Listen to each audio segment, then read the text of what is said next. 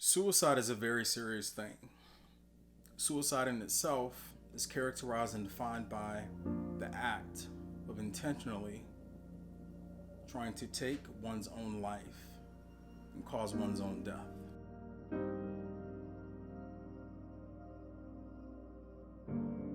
Why should you even care to even listen to this, to even look at this, to hear me talk? I'll tell you why. Over 800,000 people die every single year globally due to suicide, with it being the 15th leading cause of death across the globe. Every 40 seconds, someone has just died by their own hand to suicide. And even more important, if you have kids, if you know anybody who's in their teenage years, nieces, nephews, your own, or you yourself may be, suicide is the second leading cause of death among those from 15 years of age to 24. I want to give my account on what it feels like to me. I dare say that I know what everybody feels like who's going through a crisis or a moment of despair, severe depression, in which you feel like nothing else matters and this is the only thing that will work. So at the request of some of you who've asked, and more importantly, in honor of World Suicide Prevention Day, that is on September the 10th,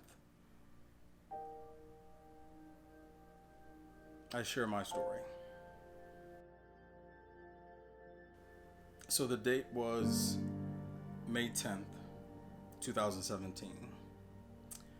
And I'm going to visit a friend who I hadn't seen in a long time. It's a really good friend. And I knew that time was very important to them.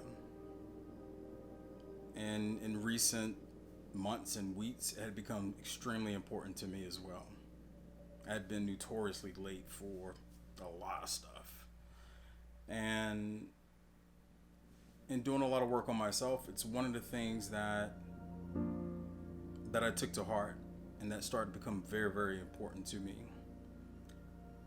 where I became extremely punctual, on time, ahead of time in a lot of cases. And so when it came time for me to go visit this friend, I did everything I could to make sure that I was going to be absolutely on time. Lo and behold, I was going to be late,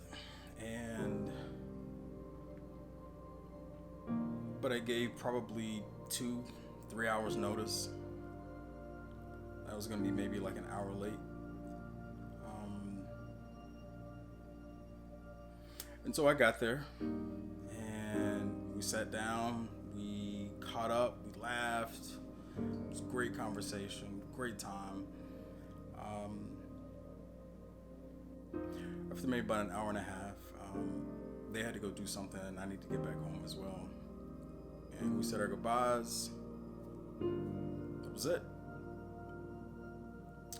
And so on my way home, I stopped by a favorite restaurant just to get a drink. And as I'm at the bar, I receive a text, from this friend. And they're like, it was great seeing you, I'm glad we caught up, X, Y, and Z. But I've just got to mention that it really bothered me that you were late. And that became the trigger. And from that point, from a point where I was good, was happy, just had a great great time with an old friend. Was having a drink, about to hit the road and go home. And within that moment, not even being on any kind of suicide scale, I went from like 0 to like 3 fairly quickly. And, I finished my drink. And then I left. I got in the truck and I headed home. And I had quite a drive. All I could remember was being a failure. Failing to make it there on time.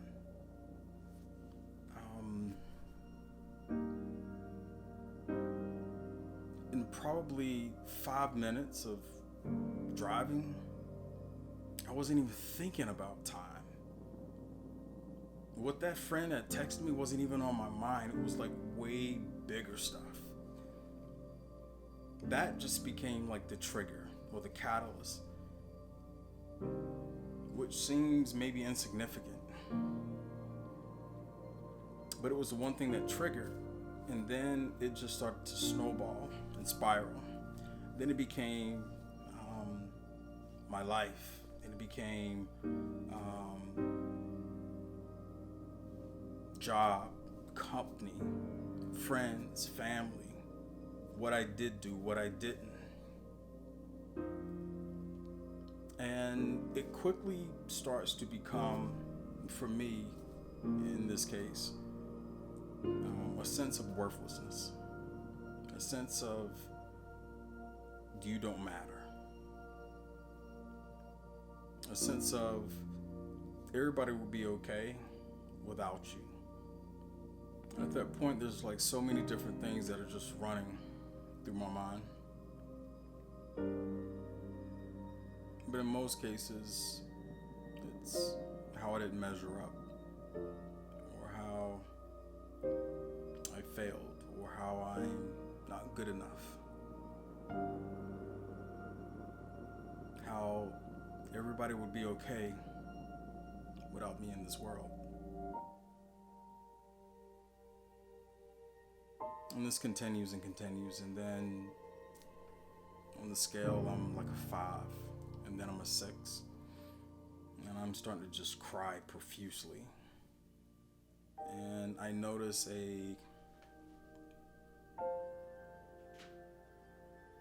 a car behind me with their high beams on. And so I get over to the right lane, like, please let them pass. They sped up past me. And then there was another car that sped up past me too, and I'm thinking, man, these guys are racing. Come to find out, the second car was a police officer. It was in that split second that I knew exactly how I was going to take my life. It was in that moment that I said, you know what? Let me do the same thing. Let me speed up as fast as I can to try to get pulled over by the police. Once I'm pulled over, jump out the car and act like a madman.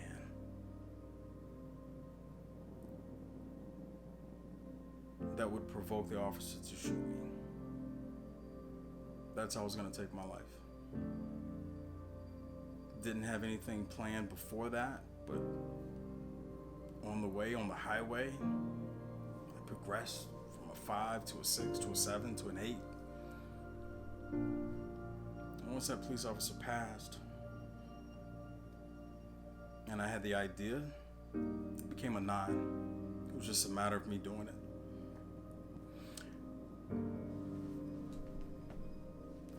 Obviously, I'm still here. That night, there were quite a few things that I believe, from a divine standpoint, interrupted any plans that I had of taking my own life.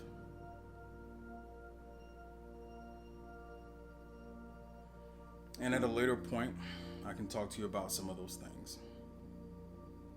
what stopped, what interrupted.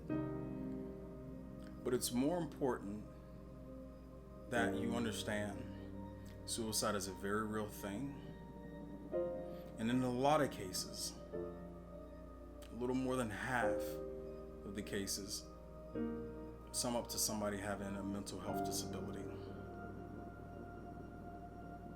It's very common to ask the question, did you not think about your family?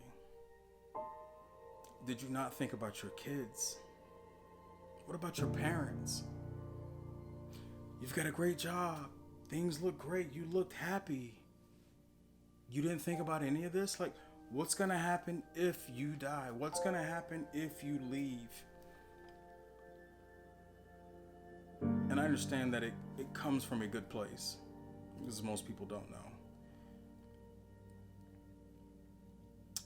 But also what most people don't know is that when you're in that state of mind, when you are mentally sick,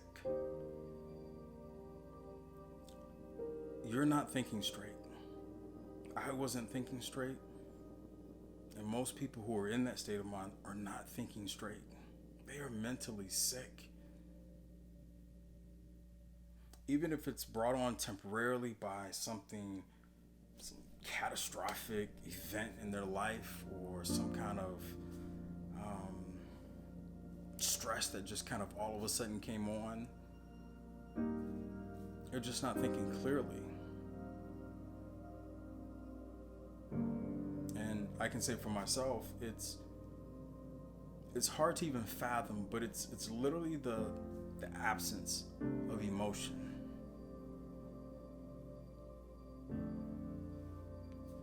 In that moment, there's nothing that matters to me. Nothing. And it's like waves. Like, you go in and go out of it. Sometimes it's a little stronger, where nothing matters. Sometimes you kind of come a little bit back down to earth, where it's like certain stuff matters. And so it's not like just boom, I'm a 10. That's it. It varies. I'll go up to a 7. I may come back down to a 5, 6.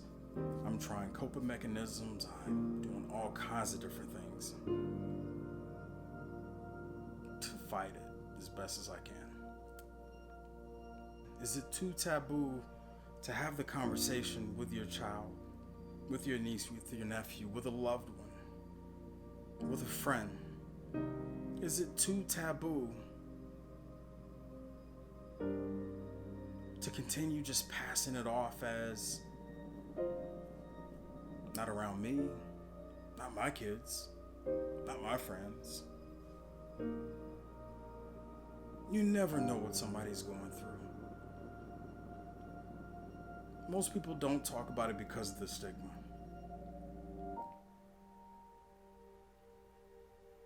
Let this year, let today, let right now be the time that we change that. The stigma is the biggest thing that keeps most people from saying something. It keeps a lot of people with mental health disabilities in the shadows. I want to read something that one of my subscribers sent to me.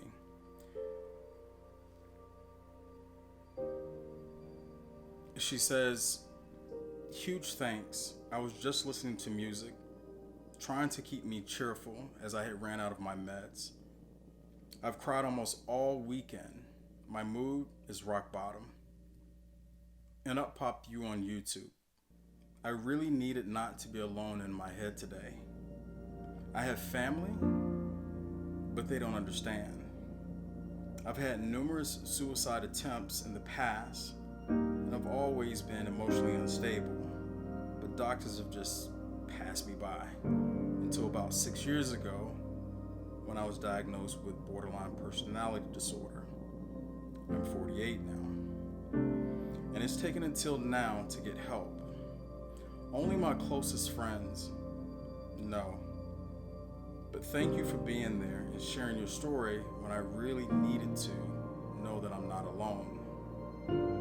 Much love coming at you. Hugs, Sarah in Scotland. Think to yourself, when was the last time you had a conversation about the second leading cause of death with somebody who was 15, 18, 21, 22? When was the last time that you asked, hey, how are things going? And not taking, oh, it's going good for an answer. Because at the end of the day, everybody has highs and everybody has lows. And all too often, we just give surface answers. Because we don't maybe want to be a burden to other people with our problems. It's important that you insist, that you get to the root. And as I leave you, I'd like to dedicate this video to my new friend, Sarah Barrett in Scotland. Sarah, thank you for your story. Thank you for being vulnerable. And thank you